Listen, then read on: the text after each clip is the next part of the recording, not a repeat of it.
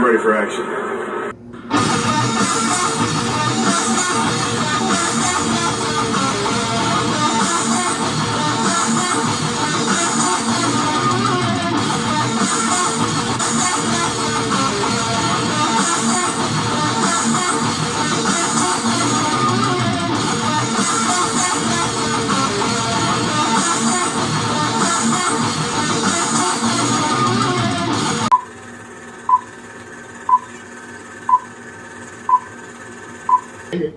Alright, what's up? YouTube, Facebook, Instagram. How y'all doing tonight? TGIF, this is TK from Comic Insider. Tonight we're going to be doing an interview with my good friend Owen Cotter, man. How you doing, man? How's everything going on in this crisis? I mean, these are pretty crazy times, man. It's going good, man. I just kind of hang in there, all this quarantine goodness, you know what I'm saying? Yeah, it's a trip. Like, we were supposed to be, like, 10 upcoming events of ours got canceled. Hope it's not affecting you that bad. But, no, it's not too bad. I've canceled a lot of these Comic-Cons and everything. They're pretty much shutting down. They canceled E3, WonderCon, the sister one, the SDCC, all kinds of them. Yeah, hey, maybe you should try hitting up the Huntsville. Apparently, they're still trying to go. That's, I think, July. When is that? July? Yeah, July, I think the 18th. You'll have to look it up on Facebook and everything, but I think 18th to 20th or 22nd or something. But Cool. So what kind of guests are they expecting to have at them? Some of the Walking Dead cast, like our buddy Cooper Andrews. They got some people that did, I think, what was it, Pinky and the Brain and Ninja Turtles. Can't remember the guy's name. Don something. I saw they had Sergeant Slaughter. I think I remember that song. Yeah, he's gonna be there. There's somebody else on there. I forget. It was another actor. I saw a few things floating through the stream on the digital grid. Right. Speaking of digital, man, it's in these crazy times, man. I wanted to talk to you, man, about the, I guess, virtual or digital Comic-Cons, man. Like, have you heard anything on this yet? Some of these events are starting to do that. Like, I know Wizard World has got virtual panels and Comic-Cons that they stream onto their YouTube and Facebook and a Twitch.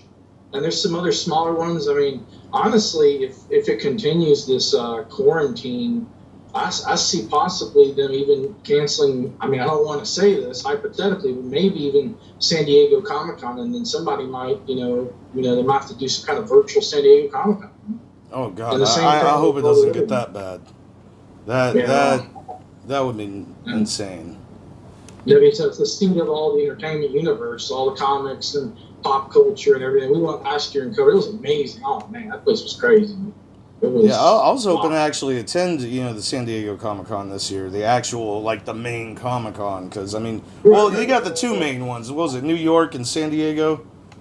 San Diego, you got C2E2, which is up there, and you got WonderCon's like the sister of the SDCC. And of course, there's also Star Wars Celebration. It's going to be in Anaheim this year. That's one that's coming up. Oh, damn. But these virtual Comic-Cons are very interesting. Like, it's like having a virtual panel, and you can have a chat stream with live Q&A, aggregate comments. It's in YouTube. People can chime in. I know Wizard World does theirs where you can, like, for instance, it's like, ticket sales, of course, but they have where you can, like, for, a certain amount of money, access the actors for premium questions for, like, 2 or 3 minutes. And then you can get an autograph if you want in that time or whatever. And then they have just a general panel, which is moderated by some kind of host. So it's interesting stuff for sure. Yeah, because, I mean, honestly, the whole thing's confusing me. I mean, we do a lot of the same things at Comic-Cons, like celebrity interviews, for example. And, I mean, I don't do panels like you do, which the last one I saw was Wizard World, man. That one was pretty awesome. I think we got that one on the film. Or was it Wizard World or Big Easy? I can't remember. I forget, but you did film it. That was good stuff. Yeah, and was moderated, I believe. It was Aaron Sagers, who was a top-level pop culture journalist. He's good people, too. He moderated that. He's done stuff with, like, Sci-Fi Wire and IGN, all kind of stuff, and DC Universe, I believe. So. Right. So he's a cool dude. But that was a big panel. We hope to do more panels, whether it's virtual or whether it's physical panels. We hope to do more in the future. So. The thing that kind of scares me on the virtual digital Comic Cons is the interviews, like the media, like when we're not doing panels, like when we do celebrity interviews and stuff. I mean that's kind of scary. It's like how the hell do you access to talk to the celebrities? Because there's gotta be like what we do.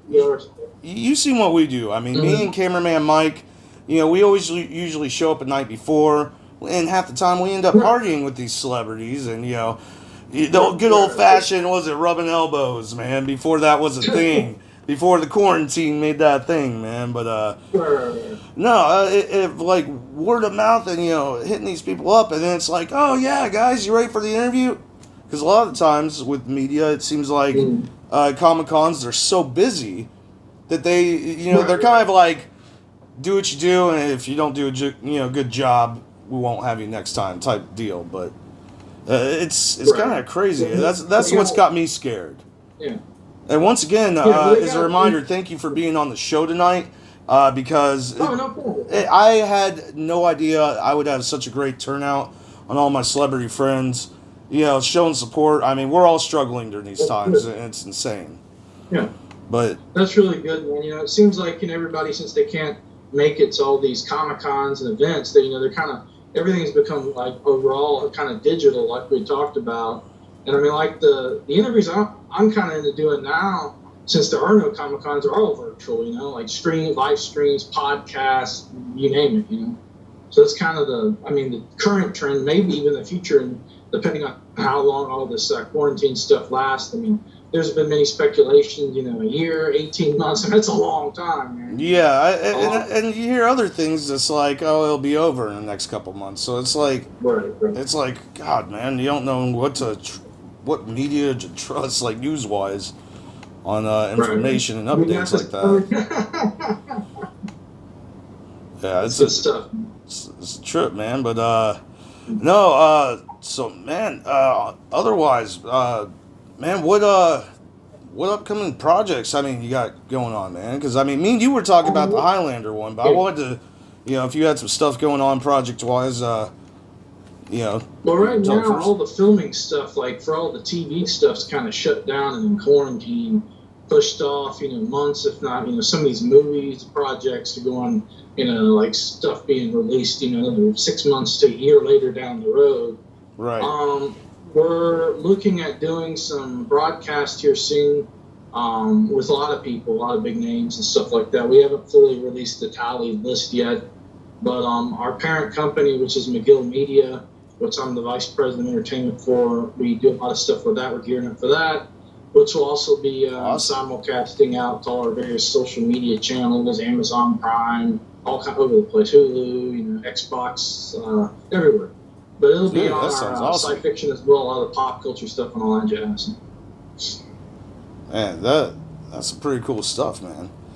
And hey, as far as projects being pushed back, man, later on this year, I think I talked to you recently about it, and I've been talking about this project for pretty much the past year and a half of the Highlander. I ended up getting the script ready, ended up getting a lot of the permission for filming at certain sites like downtown Pensacola and as well Fort Pickens.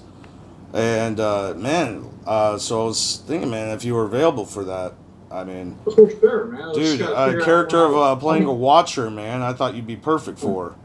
Yeah, I'd be very interested in that. I just got to see how this quarantine goes, of course, and we don't know how many months or years that's going to be. I think it's going to be over probably next 6 weeks. I'm a big Highlander fan too. I've always loved the Highlander. The old school films with Christopher Lambert and the Adrian Paul ones, which are awesome. Well, see, the thing I wanted to incorporate into this film that I thought would be pretty cool was mainly the first film, like the old school 80s vibe. Because, there's going to be flashbacks and all that, like in any Highlander project. It's not all just sword fighting and cutting, surviving, getting a sword fight and get your head cut off and everything. But got some lightning too. Yeah. Oh man. Yeah, we're gonna have to talk another time about that. I actually was gonna see if you knew anybody that had any special effects skills, computer wise. Cause I could dig a few people out of. I'll probably find some. All right. Cool, man. We'll save that for another time. But no, man. on this upcoming thing, it was going to be pretty much like the 80s style vibe, man. Except a completely new character. The title is going to be called Lost McCloud.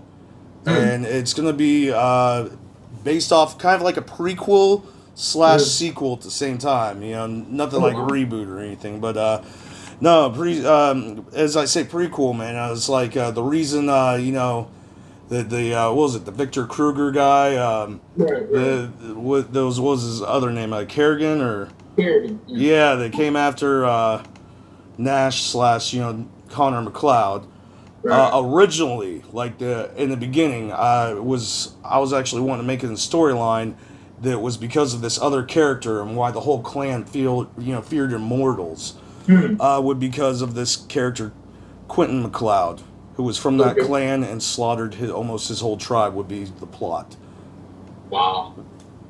Going into his hate for the McCloud, but I can't spoil all of it for y'all, but y'all get a little song, a little taste of the plot.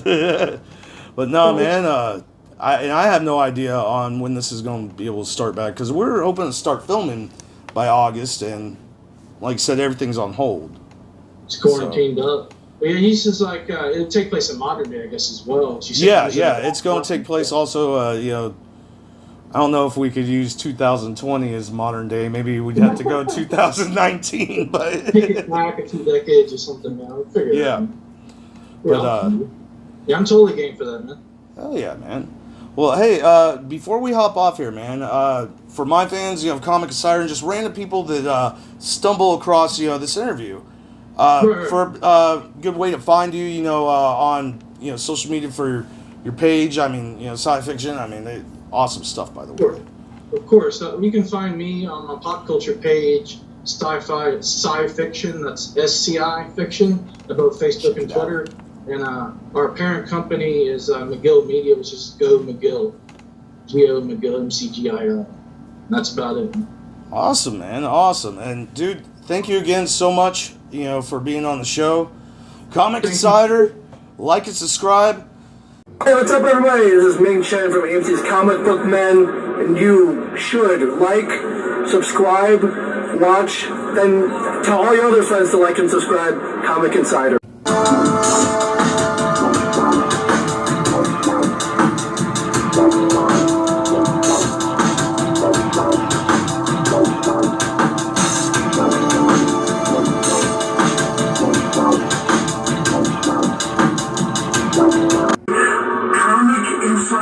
You better be watching it. Yes, I will. I will. I'll let you down and find you. I've trained you. You better be watching. Comic Insider.